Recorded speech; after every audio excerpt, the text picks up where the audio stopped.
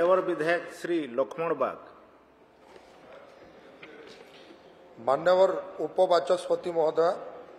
मु आपणक जरिया मान्यवर राजस्व और विपर्य प्रशमन मंत्री जानवा चाहूँगी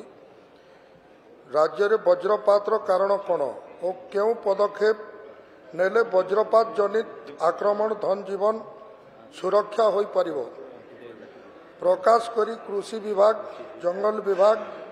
पंचायती राज विभाग सहित अन्य विभाग और स्वेच्छासेवी संगठन मानक सहित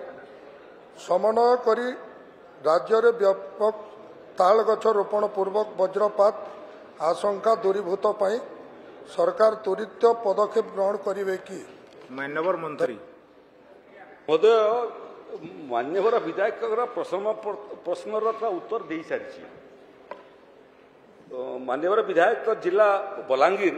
जो जिले में मृत्यु संख्या कम नुह, बलांगीर संख्या विगत 5 वर्ष 55। ये क्रम महोदय गोटे जिनस प्रकृत आपणकर अनुमति नहीं मो ये गृह को अवगत करने चाहे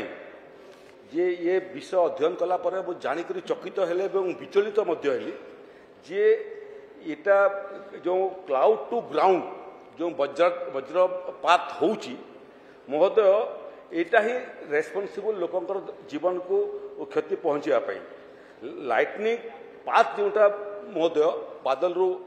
भूपृष्ठ को आसवाई केते किलोमीटर किसी फ्यू किलोमीटर्स रास्ता अतिक्रांत करके से आसता एवं महोदय एथिरे जो एनर्जी हाई एनर्जी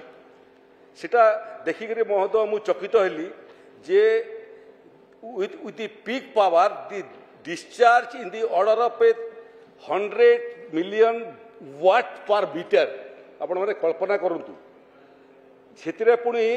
आपणकर जो टेम्परेचर जनरेट होची मध्य पीक आवर रे 30,000 degree Celsius 30,000 degree 100 degree Celsius रे पानी छुई परिबा नै 100 डिग्री रु 500 डिग्री भितर महोदय विभिन्न धातु मध्य तली जाए। ये जो टेम्परेचर जनरेट होउची आपण कल्पना करंतु जार ऊपर ये आघात होतो सेतबे ताको बोते इंद्रकर ब्रज होउची सबुठारु पावरफुल बोते सेत्रु ई शब्दटा व्यवहार कराई वज्रपात। आ मान्य उपमुख्यमंत्री शक्ति मंत्री अछंती बहुत आजिकल टे विचलित रोचंती टेंशन रोचंती शक्ति विभाग अच्छी शक्ति उत्पादन कर आवश्यकता अच्छी मत ये तथ्य मिलला जदि लाइटनिंग जो शक्ति एनर्जी ताकू जो दिन वैज्ञानिक माने स्टोर करने एपरेटस बाहर करदेवे ओडिशा रे जिते लक्ष लक्ष वज्रपात होउची सारा पृथ्वी को आम शक्ति जोगई पारिबा।